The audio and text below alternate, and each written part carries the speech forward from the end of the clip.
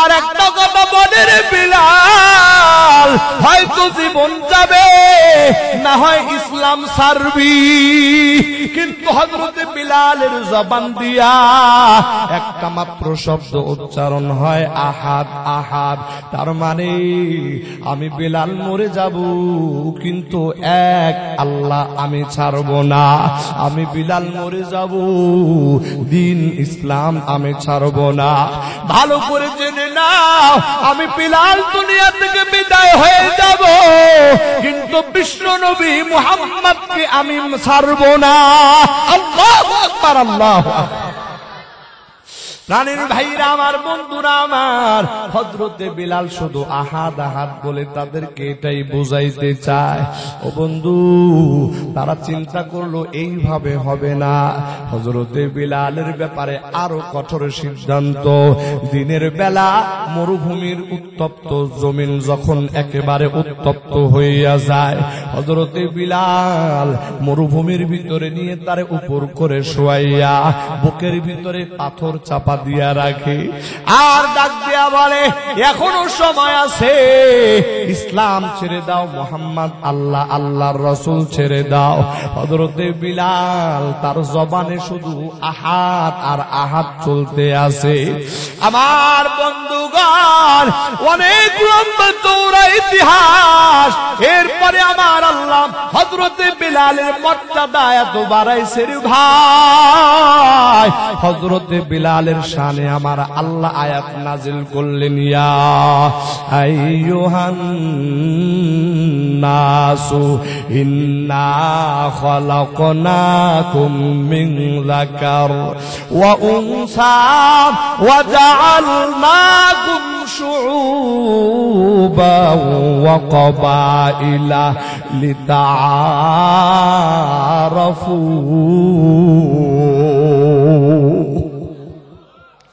আমার আল্লাহ বলেন, আমার বন্ধুরা, যখন মক্কা বিজয় হয়, যেই বিলাল দুনিয়ার কোনো মর্যাদা তার ছিল না রে ভাই, যেই বিলাল দুনিয়ার কোনো অর্থ সম্পদের মালিক ছিল না, বিলাল ছিল হাবশী, বিলাল ছিল গোলাম।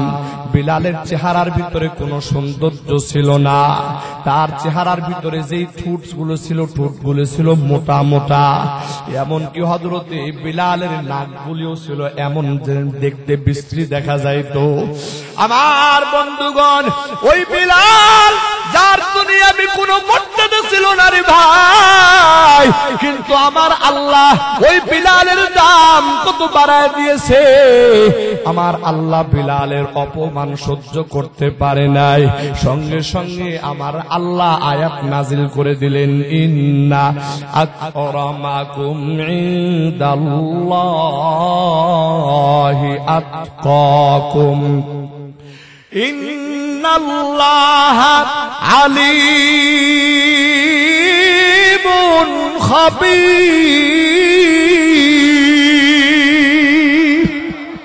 আরেকটু আওয়াজ দেবেন, আল্লাহু আকবার। আমার বন্ধুরা, ওই বিলালের মর্যাদা আমার আল্লাহর কাছে কত হয়ে গেছে দেখেন দেখেন। ও বন্ধু, আজকে তো আমরা দুনিয়ার সম্পদকে মর্যাদার মাপকাঠি বানাইছি, আজকে তো দুনিয়ার নেতৃত্বকে আমরা মর্যাদার মাপকাঠি বানাইছি, আজকে বংশ গরিমাকে আমরা দুনিয়ার মর্যাদার মাপকাঠি বানাইছি। আমার আল্লাহ বলতেছেন, না রে না, আমার আল্লাহ তাআলা বিলালকে কেমন পছন্দ করেছে। ওরে বন্ধু, যখন মক্কা বিজয় হয়ে যায়, আল্লাহর রাসূল তখন হযরতে বিলালকে মক্কা বিজয় হয়েছে এটার আনন্দে বিজয়ের আযান দেওয়ার ঘোষণা দিলেন। আমার বন্ধুগণ, এই আযান, এটা এমন এক যুগান্তকারী আযান, এই আযান ইতিহাসের পাতায় স্বর্ণাক্ষরে লেখা হয়ে গেছে, আর এই আযান দাতার নামটাও ইতিহাসে স্বর্ণাক্ষরে লেখা হয়ে গেছে। ওরে বন্ধু, এই আযান দেওয়ার জন্য বিগ বিগ বড় বড় সাহাবীরা পর্যন্ত এই আযান দেওয়ার জন্য তারা উদ্গ্রীব ছিল, আগ্রহী ছিল। কিন্তু আমার আল্লাহর রাসূল হযরতে বিলালকে বাছাই করেছেন। আমার বন্ধুগণ, হযরতে বিলালের জবান দিয়ে আযান চলতেছে রে ভাই, আর এইদিকে আবু সুফিয়ান আর মক্কার কয়েকজন নেতা একসাথে বসে আছে। তখন বসে থাকার পরে একজন বলে, আজকের এই দুর্দিন আমার বাবাকে দেখতে হয় নাই। তার মানে হযরতে বেলালের আজান শোনাটা এটা তারা নিজেদের জন্য একটু দুর্ভাগ্য মনে করতেছিল, আর বলতেছিল আমার বাবার কপালটা বড় ভালো যে আমার বাবা এই দিন আসার আগেই বিদায় হয়ে গেছে। একজনের মন্তব্য ছিল এমন, আর একজনের মন্তব্য এমন ছিল, এই মুহাম্মদ আজকের এইরকম দিনে এইরকম একটা মর্যাদাপূর্ণ আযান ওই কালো কাওয়া ব্যতীত কি আর কাউকে খুঁজে পাইল না। এইরকম একটা বাজে মন্তব্য একজন করে বসলো। এবার আবু সুফিয়ানের পালা। আবু সুফিয়ান বলে, না না না, আমি কোনো মন্তব্য করতে চাই না। এমনও তো হইতে পারে আমার মন্তব্য করব, আর এই মন্তব্যের খবর মুহাম্মাদের কাছে জানায়া দেওয়া হবে। আমার বন্ধুগণ, এইরকম মন্তব্য হযরতে বিলাল যখন তার ব্যাপারে কটূক্তি চলতেছে, আমার আল্লাহ সঙ্গে সঙ্গে জিব্রাইল আমিনকে পাঠায়া দিলেন। আমার এই যে তিলাওয়াত করলাম এই আয়াত দিয়া আমার আল্লাহ হযরতে জিবরিল আমিনের মাধ্যমে জানায়া দিলেন, ও জিব্রাইল যাও নবী মুহাম্মাদের কাছে। আল্লাহর রাসূলের দরবারে হযরতে জিব্রাইল এসে কে কি মন্তব্য করেছে সমস্ত মন্তব্যের কথাগুলো আল্লাহর রাসূলকে নাম ধরে ধরে জানায় দেওয়া হলো। আল্লাহর রাসূল আবু সুফিয়ান সহ ওই কাফেরদেরকে সামনে ডাকলেন। ডাকার পরে বললেন, তুমি বিলালের ব্যাপারে এমন মন্তব্য করেছো। মাথা নত করে স্বীকারোক্তি দেয়, হ্যাঁ মন্তব্য করেছি। আর একজনকে ডাক দিয়া বলে, তুমি বিলালের ব্যাপারে এমন কথা বলেছো।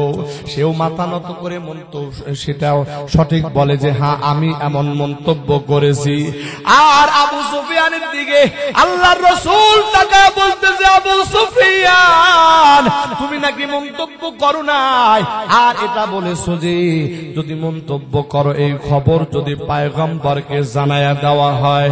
ও আবু সুফিয়ান, তোমরা আমার বেলালকে যে হ্যায় প্রতিপন্ন করেছো, ভালো করে জেনে নাও আমার বিলালের মর্যাদা এত এত এত। এই দুনিয়ার জমিনে বিলালের সমালোচনা হয়, এটা আমার আল্লাহ চায় না। এই জন্য সঙ্গে সঙ্গে আয়াত নাজিল করে দিয়েছে। এই আয়াতে আমার আল্লাহ বলতেছেন, এ মানুষ শোনো, ইয়া আইয়ুহান নাস ইন্না খলাকনাকুম মিন যাকারিন ওয়া উনসা, আমি এই যে মানব জাতি সৃষ্টি করেছি একজন নারী আর একজন পুরুষ থেকে। ওয়া জাআলনাকুম শুউবান ওয়া ক্বাবাইলা লিতাআরাফু, এরপর আল্লাহ বলতেছে আমি মানুষদেরকে সৃষ্টি করার পর তাদেরকে গোত্রে গোত্রে ভাগ করেছি। এটা এই জন্য না যে তোমরা একে অন্যের উপরে গর্ববোধ করবা, এটা এই জন্য না যে তোমার বংশ পরিক্রমা নিয়ে তোমরা নিজেদেরকে বড় আর নিচু বানাইবা, এটার জন্য না। এ দুনিয়ার ইমানদার, আমার আল্লাহ বলতেছে লিতাআরাফু, আমি আল্লাহ বংশে বংশে গোত্রে গোত্রে আর এই জন্য ভাগ করেছি যাতে করে তোমাদের ভিতরে পরস্পরের পরিচয় অর্থাৎ একে অন্যকে চিনতে সুবিধা হয়। কিন্তু এটা কিন্তু মানুষের মর্যাদার মাপকাঠি না। কিন্তু মানুষের মর্যাদার মাপকাঠি কি আমার আল্লাহ পরের আয়াতে বলেন, ইন্না আকরামাকুম ইনদাল্লাহি আতকাকুম ইন্নাল্লাহা আলিমুন খাবীর।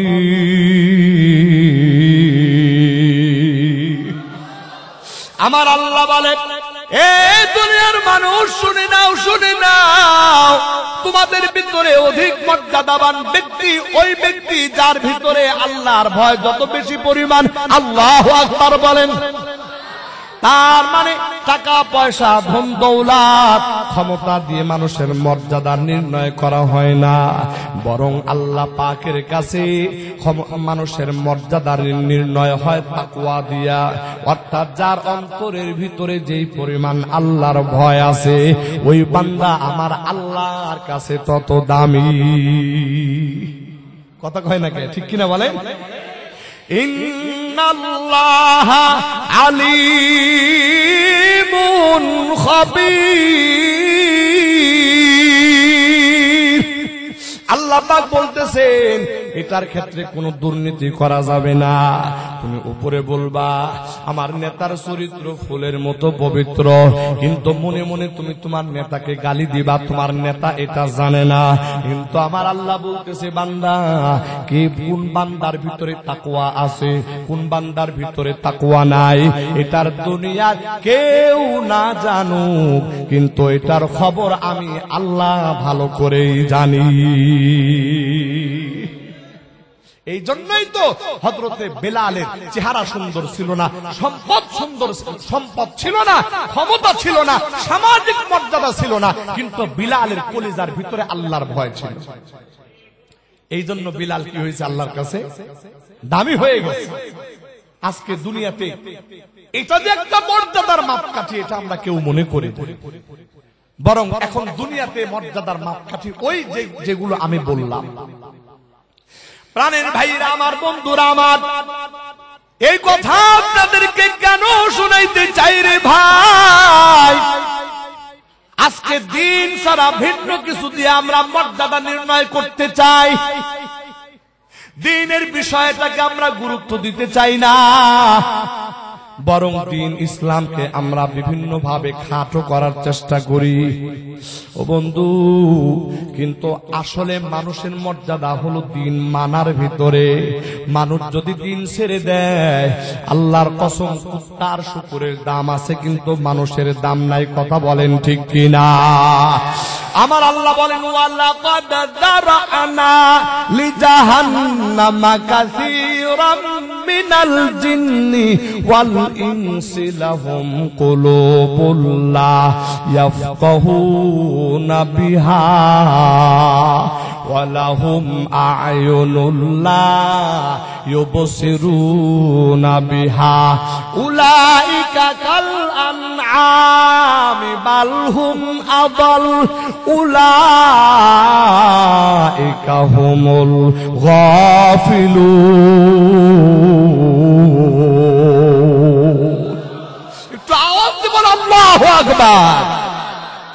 আমার প্রাণের ভাইরা, আমার বন্ধুরা, আমার আল্লাহ বলতেছে ওয়ালাকাদ যারানা লিজাহান্নামা কাসীরাম মিনাল জিন্নি ওয়াল ইনস। জিন আর ইনসানদের ভিতরে বেশিরভাগ মানুষ জাহান্নামী। এর কারণ কি? লাহুম কুলুবুল লা ইয়াফকাহুনা বিহা, তার কলব আছে কিন্তু এই কলব দিয়ে চিন্তা করে না। ওয়ালাহুম আয়ুনুল লা ইউবসিরুনা বিহা, তার চোখ আছে কিন্তু চোখ দিয়ে সে যেটা দেখার দরকার সেটা দেখে না। ওয়ালাহুম আযানুল লা ইয়াসমাউনা বিহা, তার কানের শ্রবণ শক্তি দিয়ে সে গুনাহ কামাই করে। আমার আল্লাহ বলেন উলাইকা কাল আনআম। আমার আল্লাহ বলে ওই মানুষগুলো হলো চতুষ্পদ জানোয়ারের মতো। এরপরে আমার আল্লাহ বলতেছে বালহুম আদল, বরং চতুষ্পদ জানোয়ারের থেকেও তারা জঘন্য। এরপরে বলতেছে বালহুম আদল উলাইকা হুমুল গাফিলুন। আল্লাহ পাক বলতেছে যাদের কান থাকতে এই কানটাকে আল্লাহ তাআলা যা কিছু শুনতে বলেছে এগুলো বাদ দিয়ে ভিন্ন কিছু শুনে, এবং চোখ দিয়া আল্লাহর নিয়ামত দেখার পরিবর্তে ভিন্ন গুনাহকে দেখে, আল্লাহ বলতেছে এরা হলো চতুষ্পদ প্রাণীর থেকেও আরো জঘন্য। একটু জোরে আওয়াজ দিয়ে বলেন কথা ঠিক কিনা? আমার প্রাণের ভাইরা, আমার বন্ধুরা, চতুষ্পদ প্রাণীর ভিতরে একটা জঘন্য নিকৃষ্ট প্রাণীর নাম হলো কুকুর। এই কুকুরের ভিতরে সব থেকে বড় গুণ যেটা, এই কুকুরের ভিতরে সব থেকে বড় গুণ হলো তার প্রভু ভক্তি। আপনি 2 দিন কুকুরে খাবার দেন, 1 সপ্তাহ কুকুরে খাবার দেন, দেখবেন আপনার কুকুরটা আপনার এমন ভক্ত হবে, আল্লাহু আকবার। এই কুকুরের যত নিকৃষ্ট প্রাণী হোক না কেন, কিন্তু কুকুরের ভিতরে 1 নাম্বার যেটা গুণ সেটা হলো যে সে তার প্রভুর ভক্ত হয়। পৃথিবীর ইতিহাসে এক ঐতিহাসিক বিখ্যাত একটা ঘটনা ঘটেছে। আমার প্রাণের ভাইরা, আমার বন্ধুরা, ভিতরে একজন ব্যক্তি ছিল, তার একটা কুকুর ছিল। কুকুরটা বড় মনিব ভক্ত ছিল। প্রতিদিন ওই কুকুরের মালিক যখন বাড়ি থেকে বের হয়ে যায় তো অফিসে যাওয়ার উদ্দেশ্যে, আমার বন্ধুগণ ওই কুকুর মনিবের পিছন পিছন চলতে চলতে ওই কুকুরটা মালিক যে জায়গার ভিতরে এসে ট্রেনের ভিতরে চড়ে যাইতো, তার অফিসে যাইতো, ট্রেন স্টেশন পর্যন্ত ওই কুকুর মালিকের পিছনে পিছনে আসতো। আবার মালিক যখন ট্রেন দিয়া স্টেশনে এসে নামতেন, ওই কুকুরটা আবার ওই মালিককে নেওয়ার জন্য প্রতিদিন চলে যাইতো। একেবারে টাইম টু টাইম মালিক আসতো, কুকুর তারে আগায় নিয়ে আসতো। আমার বন্ধুগণ এইরকম ভাবে চলতেছে, চলতে চলতে চলতে চলতে এক সময় ওই মনিব লোকটা মারা যায়, কুকুরের মালিক লোকটা মারা যায়। মারা যাওয়ার পরে ওই কুকুর তার মনিবের সময় মতো প্রতিদিন সে সময় মতো ওই স্টেশনে আসতো। আবার যখন সময় হইতো, মনিব আসার সময় হইতো, আবারও সে স্টেশনে যাইতো। অর্থাৎ কুকুরের মনিব মারা গেছে ঠিক আছে, কিন্তু ওই মনিবকে কুকুর ভুলতে পারে না। প্রতিদিন যে সময়টাতে মনিব অফিসে যাইতো ওই সময় রেল স্টেশনে আসতো, আবার চলে যাইতো। আবার মালিক ফেরার সময় আবার কুকুরটা যাইয়া ওই রেল স্টেশনে দাঁড়াইতো, আবার মালিককে নিয়ে বাড়িতে চলে আসতো। আমার বন্ধুগণ ওই কুকুরের মনিব দুনিয়া থেকে বিদায় হয়ে গেছে রে ভাই। এরপরে কুকুরটা দৈনন্দিন রুটিন করে করে এই রকম ভাবে ওই জায়গাটা ওই রেল স্টেশনে যাইতো আর আসতো। একটা সময় ওই কুকুরটা মারা যায়। ওই কুকুরটা মারা যায় ওই জায়গায়, ওই রেল স্টেশনের ওই জায়গাতেই কুকুরটা মারা যায়। দুনিয়ার মানুষগুলো চাইয়া চাইয়া দেখতো একটা কুকুর তার মনিবের কেমন ভক্ত হয়। আমার বন্ধুগণ ওই কুকুরটা ওই রেল স্টেশনে মারা যায়, আর ওই কুকুরের জন্য ওই জায়গাটায় তার সমাধির স্থল বানায়, আর ওই জায়গার ভিতরে একটা এইরকম স্মৃতিসৌধ নির্মাণ করেছে। ওই স্মৃতিসৌধের ভিতরে এই ইতিহাসটা লিখেছে, মালিকের ইতিহাস। মালিকের সঙ্গে একটা অবলা প্রাণী, একটা জঘন্য নিকৃষ্ট প্রাণী। এই প্রাণীটার সম্পর্ক কত মধুর ছিল, কত সুন্দর ছিল, এই ইতিহাসটা ট্রেন স্টেশনের ভিতরে লেখা আছে। আমার বন্ধুগণ এই ইতিহাস যত মানুষ পড়ে রে ভাই, মানুষগুলো আশ্চর্য হইয়া যায়।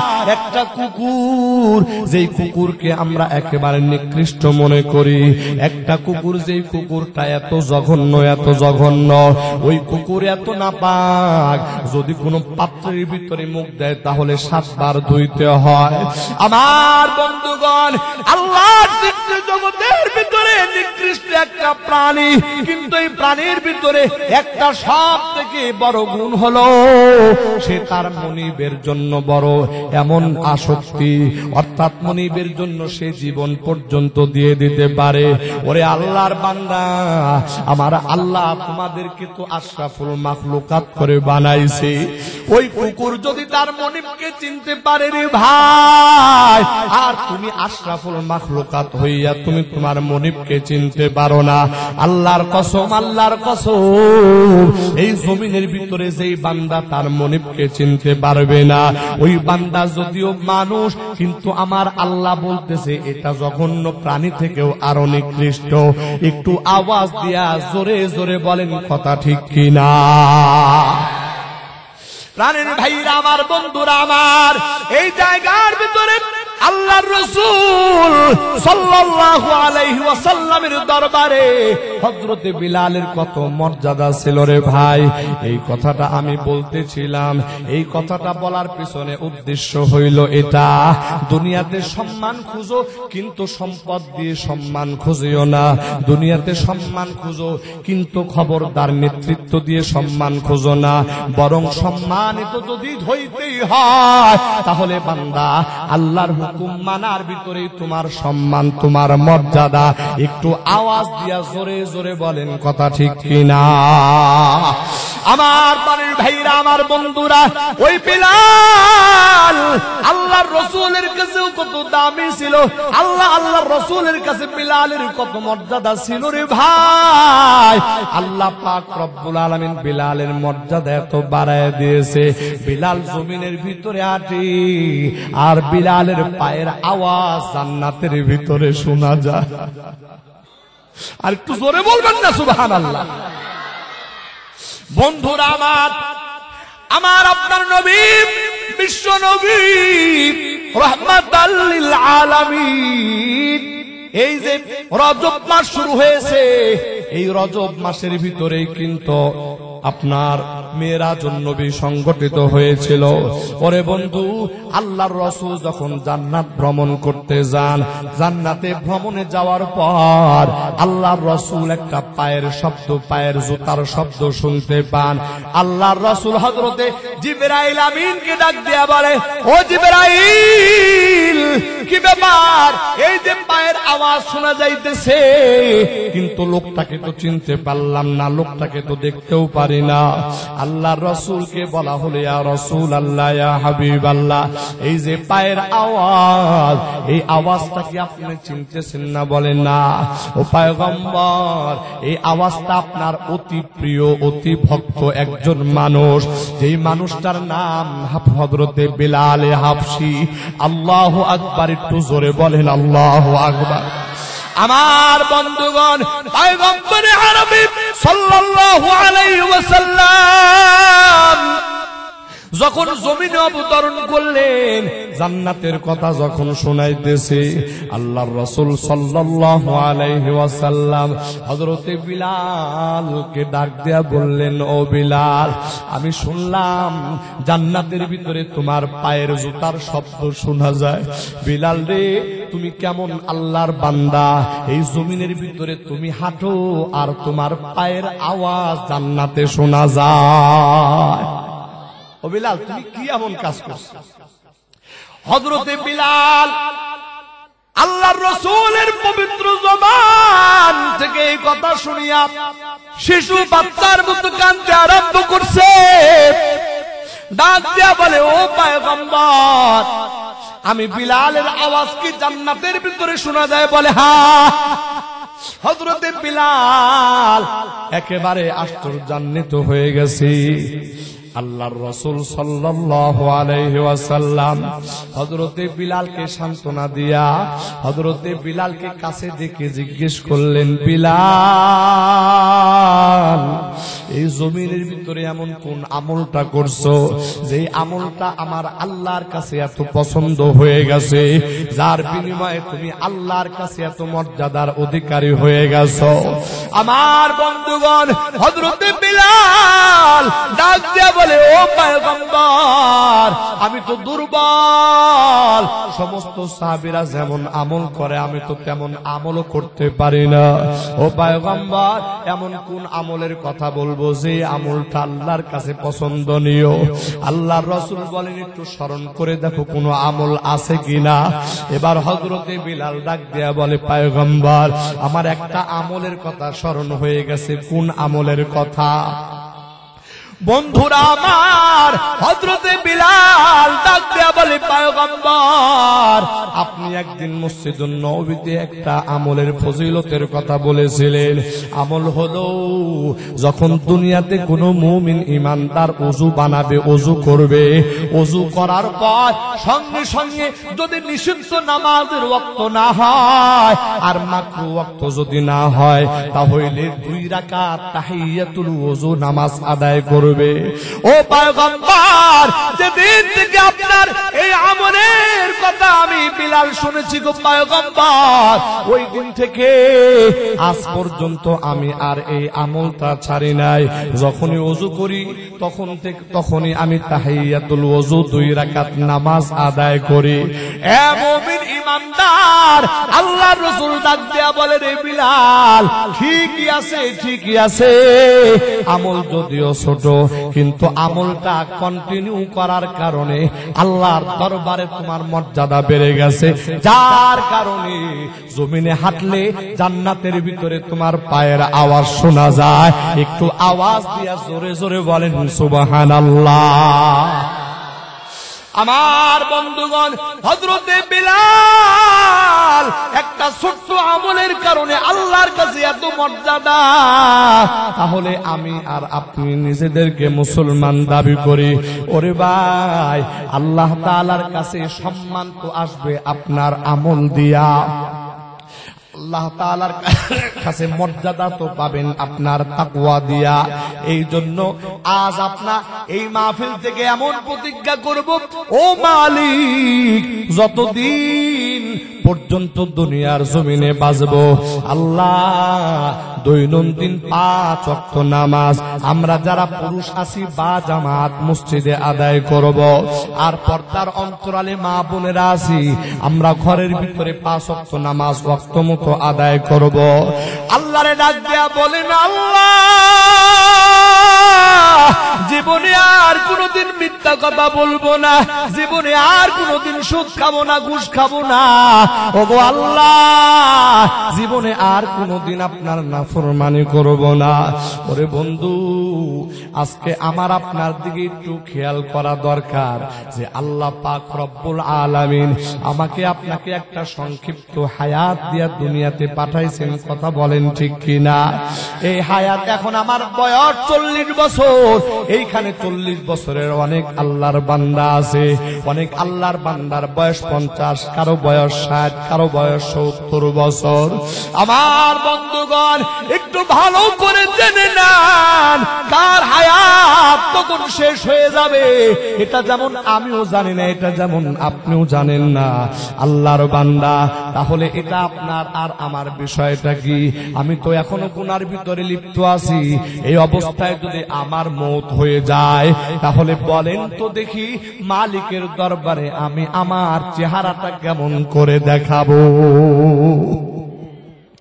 আমি বলতে চাই এই কথা, আমরা যখন গুনাহ করি একটা মুহূর্তের জন্য কি এই চিন্তা হয় যে এই মুহূর্তে আমার জান কবজ হয়ে যাইতে পারে? আমি গুনাহের ভিতরে লিপ্ত আছি, আমি গুনাহের কাজের ভিতরে শামিল আছি, এমন অবস্থা যে আমার কাফনের কাপড় তৈরি হয়ে আমার বাজারের ভিতরে চলে আসছে। আমি গুনাহের ভিতরে লিপ্ত আছি, আর আমার জন্য আমার বাড়ির পাশের কবরের মাটিটা তৈরি হয়ে গেছে, আমার জন্য আমার বাড়ির পাশের বাচ্চারের ভিতরে ওই বাঁশ তৈরি হয়ে গেছে, যেই বাঁশ কেটে কেটে আমার কবরটা ঢেকে দেওয়া হবে। আল্লাহর বান্দা, আমি তো গুনাহের ভিতরে লিপ্ত আছি, আর এইভাবে আমার দিন আর রাত চলতেছে। এই অবস্থায় যদি মৃত্যু হয়, তাহলে আল্লাহর আদালতে দাঁড়ায়া আল্লাহ পাক যখন জিজ্ঞেস করবে, ও আমার বান্দা, আমি যে তোমাকে হায়াত দান করছিলাম 50, 60, 80 বছরের হায়াত, এই হায়াত পাইয়া তুমি তোমার জীবনটা কোন কাজে ব্যয় করছো? আমি আল্লাহর হুকুম মানার ক্ষেত্রে ব্যয় করছো, নাকি আমি আল্লাহর নাফরমানির ভিতরে ব্যয় করছো? এটাকে আল্লাহ পাক জিজ্ঞেস করবেন না? কথা বলেন না কেন? জিজ্ঞেস করবে। যদি কোনো আল্লাহর বান্দা যদি তা মনে করেন যে আমরা মরে যাব, মাটির সাথে মিশে যাব, আর আমাদের কোনো খোঁজ খবর থাকবে না, তাহলে ওই ব্যক্তি কখনো আল্লাহর প্রতি বিশ্বাসী হইতে পারে না। কথা বলেন ঠিক কিনা? বরং কোরআন থেকে, হাদিস থেকে এবং বাস্তবতার সাথেও মিল দেখে বলছি, আল্লাহ পাক কোরআনের অসংখ্য আয়াত দিয়া এটা প্রমাণ করেছেন যে আখিরাতের জগৎ বলতে একটা জগৎ আছে। কি বলেন? এটা আছে না? আল্লাহর কোরআনে বলেন, বাল তুসিরুনাল হায়াতাদ দুনিয়া ওয়াল আখিরাতু খায়রু ওয়া আবকা। ও দুনিয়ার মানুষ শোনো, তোমরা দুনিয়া দুনিয়া করে পাগল হইতেছো, দুনিয়ার জন্য পাগল পারা, রাত আর দিন দুনিয়া দুনিয়া করে পাগল পারা। কিন্তু তোমরা কি জানো? বাল তুসিরুনাল হায়াতাদ দুনিয়া, ওয়াল আখিরাতু খায়রুন ওয়া আবকা। আল্লাহ বলে দুনিয়ার পরবর্তী যেই জীবনটা আখিরাত, এই আখিরাত হলো দুনিয়ার থেকে শ্রেষ্ঠ। খায়রুন ওয়া আবকা, আর আখিরাত হলো চিরস্থায়ী। দুনিয়ার হায়াত এটা হলো একেবারে ক্ষণস্থায়ী। এই দুনিয়ার হায়াত আমার কেমন রে ভাই, যদি চোখের পাতা বন্ধ করি, এ বান্দা এই চোখের পাতা খুলতে পারবো কিনা এটারও কোনো গ্যারান্টি নাই। আছে না? এটারও কোনো গ্যারান্টি নাই। কিন্তু আমার আল্লাহ বলতেছে, বান্দা আখিরাত এটা দুনিয়া থেকে শ্রেষ্ঠ, দুনিয়া থেকে শ্রেষ্ঠ। শুধু শ্রেষ্ঠ নয়, দুনিয়া ক্ষণস্থায়ী আর আখিরাত হলো চিরস্থায়ী। দুনিয়ার হায়াত শেষ হয়ে যাবে আর আখিরাতের হায়াত শুরু হবে, কিন্তু কোনোদিন শেষ হবে না। এবার জ্ঞানী ব্যক্তিকে দুনিয়ার এই সংক্ষিপ্ত হায়াতের জন্য দিন রাত 24 ঘন্টা মেহনত করে দুনিয়া কামাই করে, এই লোকটা জ্ঞানী নাকি দুনিয়া থেকে আখিরাতকে যে ব্যক্তি কামাই করে সেই জ্ঞানী? কথা বলেন, জ্ঞানী কি? এই দুনিয়ার হায়াতকে কাজে লাগায়া দুনিয়ার সংক্ষিপ্ত জীবনকে সাজানোর জন্য যেই ব্যক্তি দুনিয়ার হায়াত শেষ করে দিল, এই লোকটা জ্ঞানী নাকি যেই লোকটা দুনিয়াতে থেকে কোন রকম জীবন ধারণের উপকরণ সাজায়া এরপরে সে আখিরাত কামাই করার জন্য লেগে গেছে, এই লোকটা দামি? এই লোকটাই দামি। হাদিসের মধ্যে আছে, আল কাইয়িসু মান দানা নাফসাহু ওয়া আমিলা লিমা বাদাল মাউত। আমার বন্ধুগণ, এই দুনিয়ার ভিতরে একজন মানুষ আমরা জ্ঞানী মনে করি যখন চালাকি করে ব্যবসার ভিতরে 2 নাম্বারি সিস্টেম অবলম্বন করিয়া কোটি কোটি টাকার মালিক হয়ে গেছে, আমরা তারে চালাক মনে করি, তারে জ্ঞানী মনে করি। যেই ব্যক্তি দুর্নীতি করে ক্ষমতায় চলে আসছে আমরা তাকে জ্ঞানী মনে করি। আল্লাহর বান্দা ভালো করে জেনে নাও, ভালো করে জেনে নাও, আল্লাহর রাসূল বলতেছে জ্ঞানী হলো ওই ব্যক্তি মান দানা নাফসাহু, যে তার নিজের নফসকে জানবে, ওয়া আমিলা লিমা বাদাল মাউত, আর মৃত্যু পরবর্তী জীবনের জন্য দুনিয়া থেকে আমল করে যাবে। আল্লাহর রাসূল বলতেছে এরা হলো জ্ঞানী। আল্লাহ রাসূল কি বলতেছে? এরা হলো জ্ঞানী। আমার বন্ধুরা, এই দুনিয়ার হায়াতের ব্যাপারে আল্লাহ পাক আমাদেরকে সতর্ক করেছে। কি সতর্ক করেছেন? কোরআনের একটা আয়াত আল্লাহ বলেন, ইয়া আইয়ুহাল্লাযীনা আমানুত্তাকুল্লাহা হাক্কা তুকাতিহি ওয়া লা তামুতুন্না ইল্লা ওয়া আনতুম মুসলিমুন।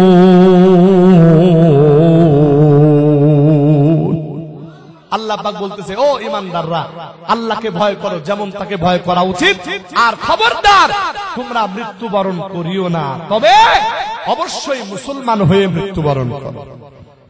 আল্লাহ পাক এই যে কথাটা বলছেন,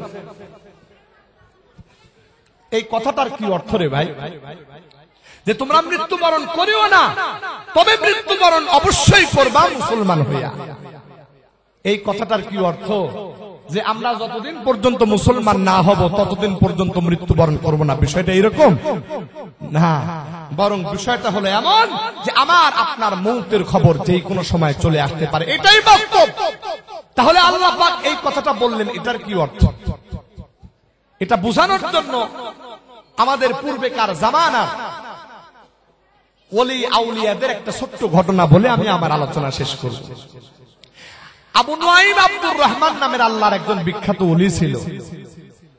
আবু নুআইম ইবনে আব্দুর রহমান, এই বিখ্যাত ওলির জীবনে এরকম আসছে যে তার জামানার একজন যুবক হয়তোবা দ্বীনের কিছু কথা শোনার পরে তার দিলের ভিতরে একটা আসর করছে। সে চিন্তা করলো যে আরে আমি তো মরেই যাব, তো মরে যাওয়ার আগে আখিরাতের জন্য কিছু সামান জোগাড় করা দরকার। এখন এই যুবক সিদ্ধান্ত নিল কি, যে আমি একটা ডায়েরি নেব, আর এই ডায়েরির ভিতরে 100 পাতা বিশিষ্ট একটা ডায়েরি নেব। 100 পাতা বিশিষ্ট একটা ডায়েরি নিয়ে আমার দেশের নাম করা বড় বড় বিজ্ঞ আলেম যারা আছে তাদের কাছে যায়া আমি একটা প্রশ্ন করব। কি প্রশ্ন? যে হুজুর, আপনি যদি জানেন আগামীকাল আপনার মৌত হবে, তো আজকে আপনি কোন আমলটা করবেন? যেই আমলের কথা হুজুর বলবে, সেই আমলটা তার খাতার ভিতরে ডায়েরিতে লিখে রাখবে, আর তার বাস্তব জীবনে সে এটার আমল করবে। যুবক এই সিদ্ধান্ত নিয়ে সিদ্ধান্ত বাস্তবায়ন করার জন্য একজন একজন করে টার্গেট করে করে একজন একজন করে আলেমের কাছে যাইতে, একজনের কাছে যায় জিজ্ঞেস করে, হুজুর, আপনি যদি জানতে পারেন যে আগামীকাল আপনার মৌত হবে, তো আপনি তখন কোন আমলটা করবেন? তখন কেউ বলে যে তাহলে আমি নামাজ ছাড়বো না, নামাজ পড়তেই থাকবো, পড়তেই থাকবো, পড়তেই থাকবো। আচ্ছা, যুবক লিখে ফেলছে ডায়েরির ভিতরে, হ্যাঁ আমাকে নামাজ পড়তে হবে। এবার দ্বিতীয় আরেকজনের কাছে গেছে, যাওয়ার পরে বলল, হুজুর, প্রশ্ন ওই একটা যে আপনি যদি জানেন আগামীকাল আপনার মৌত হবে, তাহলে আপনি কোন আমলটা করবেন? একজন বলছে যে তাহলে আমি বেশি বেশি দান সদকা করতে থাকবো। যুবক তার ডায়েরির ভিতরে লিখছে যে হ্যাঁ, বেশি বেশি দান সদকা করা লাগবে। এইরকম ভাবে যাইতে যাইতে একজনের কাছে যায় আর একটা আমলের কথা বলে, এই যুবক তার খাতার ভিতরে ওই আমলটা ডায়েরি করে। শেষ পর্যন্ত একজন আল্লাহর প্রিয় বান্দার কাছে গেছে, আবু নুআইম আব্দুর রহমান, আল্লাহর বান্দা আবু নুআইম আব্দুর রহমান। তার কাছে যাইয়া যুবক তার সাধারণ প্রশ্ন করেছে। যুবক বলে, হুজুর, আগামীকাল আপনার মওত হবে, এটা যদি আপনি জানেন, তাহলে আপনি কোন আমল করবেন এটা আমাকে একটু জানায়া দেন।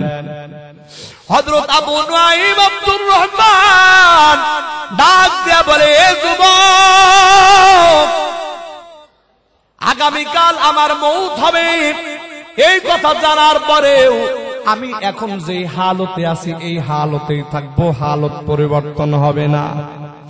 যুবক ডাক দেয়া বলে, হুজুর, আপনার ভিতরে কি মৃত্যুর ভয় নাই? মরণের কি আপনার কোনো ভয় নাই? আমার বন্ধুগণ, হুজুর ডাক দেয়া বলে, হ্যাঁ, হে যুবক, তুমি আমারে মৃত্যুর ভয় দেখাইতে আসো না। এবার যুবক বলে, হুজুর, একটু ব্যাখ্যা করে বললে ভালো হয়। হযরত আবু নুআইম আব্দুর রহমান বলে, এ যুবক, তুমি বলছো আগামীকাল যদি আপনার মওত হয় তাহলে আপনি কি করবেন? আগামীকাল মানে 24 ঘন্টা সময়।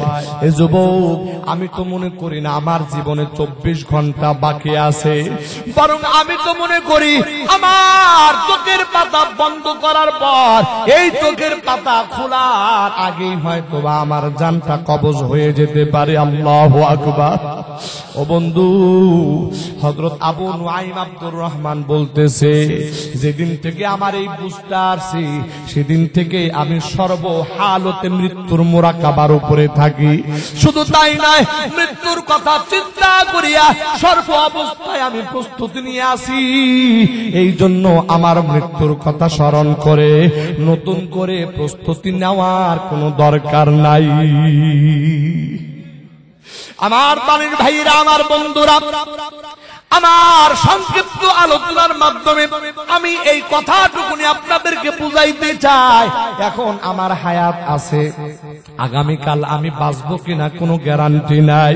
ও বন্ধু, এই জন্য আল্লাহ তাআলার কাছে এইভাবে যাওয়া উচিত, যাতে করে আমি নামাজি অবস্থায় আল্লাহর দরবারে হাজির হই, যাতে করে আমি রোজা অবস্থায় আল্লাহর দরবারে হাজির হই। আমার বন্ধুরা, অর্থাৎ নেক আমলের হালতে আল্লাহ দরবারে যদি হাজির হইতে পারি তাহলে এটা আমার সফলতা। আর যদি গুনাহের কারণে গুনাহ করতে করতে আল্লাহর দরবারে হাজির হই, আল্লাহর কসম, আল্লাহর দেওয়া আযাব আমার ভিতরে সহ্য হবে না। একটু আওয়াজ দিয়া জোরে জোরে বলেন, কথা ঠিক কিনা? আমার প্রাণের ভাইরা, আমার বন্ধুরা, আমি আলোচনার লম্বা করতে চাই না। এই যে মাদ্রাসা মারকাজুল কুরআন ওয়াস সুন্নাহ, এই মাদ্রাসার জন্য 1-2 মিনিট সময় আপনাদের কাছ থেকে নিব। ও বন্ধু, মাদ্রাসার ছাত্রদের চেহারার দিকে তাকাইলে দেখেন কেমন একটা মায়া, কেমন একটা মোহাব্বত জাগে। আহা, চেহারাটা শুকনা হয়তো বা খায় না। আমার প্রাণের ভাইরা, অনেক মা বাবা সন্তানকে অনেক কষ্ট করে লেখাপড়া করায়, ভালো জামা কাপড় দিতে পারে না রে ভাই। কত কষ্ট করে তারা লেখাপড়া করতে করতেছে আমার প্রাণের ভাইয়েরা। এই ময়দান থেকে আমি আল্লাহর বান্দাদের কাছে একটা কথা বলতে চাই রে ভাই।